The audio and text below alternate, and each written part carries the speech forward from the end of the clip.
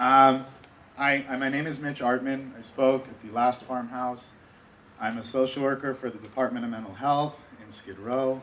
It's the busiest clinic in the county. My job is to provide, hi, that was really good. Can we give her like another applause? Yeah. Oh, good. I'm just upset I have to go after you. But my job is to provide psychotherapy and case management to people with chronic and severe mental illness. In my job, you say it a lot, so chronic and severe mental illness kind of becomes one word. The gist of my talk last time was about the macro and micro conspiracy, not in like a JFK sense, but in just a sort of planning sense that allows people to go into Skid Row. How on a macro level, Skid Row is not a malfunction of societal planning and social policy and governmental policy. It is a function of how the city and the society at large have organized the space. And on a micro level, there's a kind of conspiracy too, because as you get to listen to these people's life stories, you realize that if you were switched at birth with them, you wouldn't necessarily end up in Skid Row, but you'd have a hard time imagining how you wouldn't. Most of my patients are raised by drug addicts until they go into foster care or are passed on to other family members who are somewhat less addicted to somewhat less destructive drugs. My clients are molested a lot, early and often. I don't know how else to put it. It's incredibly common. It's so fucking common, and it's very sad. And by the time they're 3 or 4, they've gone through enough trauma that it's hard to conceive of life without trauma. So on a social policy level and in terms of your individual life course, it feels like there's a sort of government or life plan to put you into a place of suffering. Hence so much paranoid schizophrenia, in which you create a internal working model of outdoor reality where the world is trying to harm you. So, often they'll literally think, oh, there's someone in there and they're spying on those wires or, listening to me. And on a factual level, that's false, but on a truth level, like Plutarch says, to be truthful, not necessarily factual, it's true. There is a world around you that's trying to harm you. I don't believe that on a fundamental pessimistic level, but in terms of if you had lived those lives, this is kind of what you'd have to think to a degree. So that's the negative part, but I wanted to share a little story about the positive conspiracy that happened. I've done this 3 years, and this was the best day I ever had. One of my favorite clients, I'm gonna call him Toby, he's very, very, very, very paranoid schizophrenic, so paranoid that he won't sleep in shelters because he freaks out about people attacking and raping him, so you can guess what kind of childhood traumas he had, foster kid. And he also won't take his meds because his Seroquel and other meds that he takes for schizophrenia kind of subdue him a little bit emotionally and physically, and when you sleep on the streets, you want to be very up. So he actually has somewhat of a good reason for not being med compliant. And then, because of all this, I couldn't help him, and I did this kind of hard housing program with him that I applied for 19 times with other clients, and I got 19 no's, but I'm stubborn. And he got in, and that means he could get a voucher, and he doesn't have to live in Skid Row, and he can have an apartment like anywhere in LA if it's not too expensive. And I was so happy, and the only thing that was missing was a social security card, and he doesn't have that because he's been mugged so many times, right? So the difference between him literally sleeping on the streets for the rest of his life and getting this apartment might be the social security card. But he's lost 10, and apparently you only get 10 in your life, right? And that was kind of a bummer, because I thought, it was what I was thinking. And he wouldn't come with me to Social Security because he said, I'm banned from federal buildings. And I thought, well, maybe he's mentally ill. But you have to kind of try people out. So I called him and I gave his Social Security number, and he is banned from federal buildings. Yeah, so I don't know what he did, but it was bad. It was very bad. Because it's not just that federal building, but all of them. Because you can't go to Nevada with him and try there. So he was hospitalized for suicidality twice, and it was bad. Because normally they hold him for 3 days. He was held for 2 weeks and then a week, so it was very bad. But the one good thing is you get on meds when you're hospitalized, and he came back and he's kind of clear-headed. Can I have 3 more minutes? Good. Great. So it's gonna be more than 5. And so he showed up, and he came to the clinic, and he'd just gotten out of the hospital, and he was on a little bit of meds. Normally, somebody's post-hospitalized, all I wanna make sure is that they're gonna continue taking their meds if that's what's gonna keep them from killing themselves. And I want them to come back to the clinic every single week. And my caseload is over 200 people, so I normally don't have that much time for you. But if you're contemplating suicide, I'll make the time. So that's normally all I want to do, but I was kind of like thinking, this is like the one time in life I've got a really, a window of clarity with him, So I said to him, in addition to talking about you continuing to live, will you come with me to Social Security? And he got mad.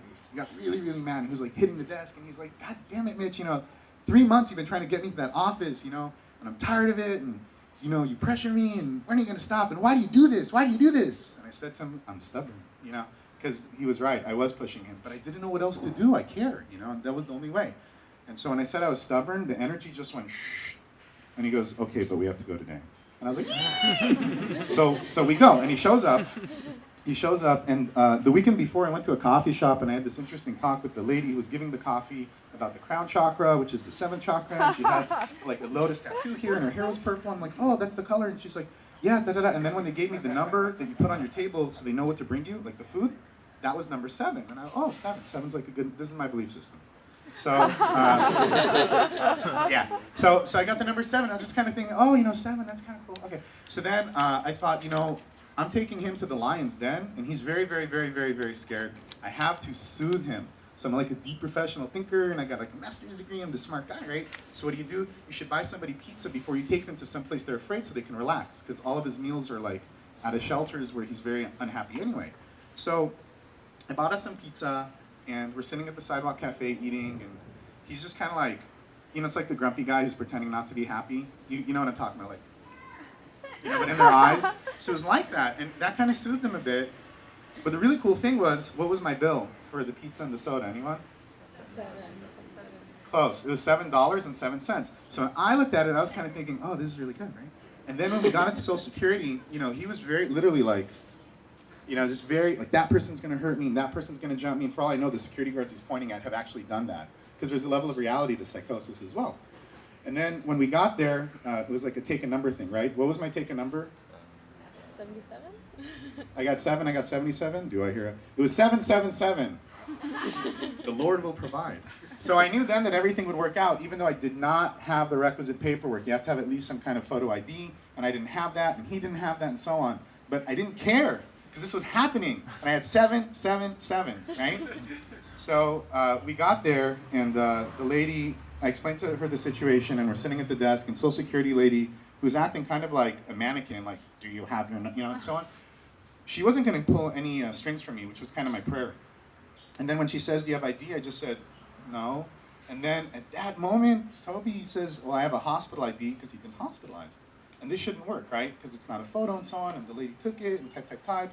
And what I did get, instead of the card, was a little letter. And the letter says, this is your Social Security number, and da-da-da-da-da.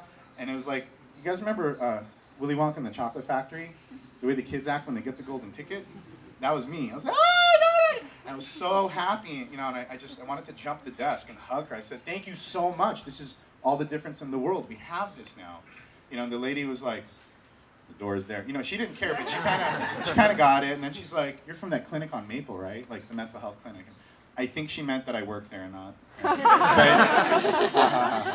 But we got it, and it was amazing. And then when we got downstairs, I told Toby, I was like, look, do you see sometimes things really do work out. Sometimes things work out. And I'm not trying to push this in your face, I said to him, I just want you to see that sometimes things work out, right? And then here's the little epilogue. So he left, he went to the library, and I was just, I was in social worker nirvana. I was like, I got it. I couldn't believe it, because now he's going to get a home. He's going to get a home. He's never ever had one in his life, by the way. Never had keys, never had a bed, never had anything, never had a refrigerator. He's going to have a home. Like, life is good, right? And all that had to happen at that point was for me to wait for a housing specialist to come back from her week-long training, because she wasn't at work, provide her with the golden ticket, complete the application, and he's going to get a home. And I was literally thinking, wow, all I have to do is wait for the housing specialist. And I turn, and there she is, walking down 6th Street. I was like, how much better does it get, right? And she wasn't even working that day. There was no reason for her to be there. And I just said, Stacy! And I ran to her, and she was startled. And I told her the whole thing. I'm like, ah! And she said, the first thing that she heard was what had happened. And all she said was, you got him into Social Security? How did you do that? Because I was not the first to try. Which sometimes, when things are absurdly bad, which so many of our people's lives are, of our clients are, a few absurdly good things happen. And I'm a man of faith. I believe things happen for a reason. And maybe with a lot of computer programmers here, there's a lot of atheists. I don't know what the demographics are. But suffice to say that maybe we all believe that there's a kind of organization to the events of the world at least once in a while. And I was so stunned that this guy who'd suffered his whole life and been abused in every way that a person can be abused was this close to getting a home that he would probably never otherwise get. The best I could get him would be like a little tiny room in Skid Row where he would be traumatized all the time anyway. And I thought, why would it get so close but no closer? Because it had to get to this point. And so once in a while, and I think this is why I'm trying to kind of connect with sort of the previous speaker and others, once in a while, if you really believe that things can happen outside the box and you just sort of kind of charge forward like a loving elephant, then I'm thinking of Ganesh for the Hindus in the crowd. But if you really think that it'll happen, sometimes it will. And I don't know, if I get to talk here ever again, I'll let everyone know how his new home turned out. Thank you very much.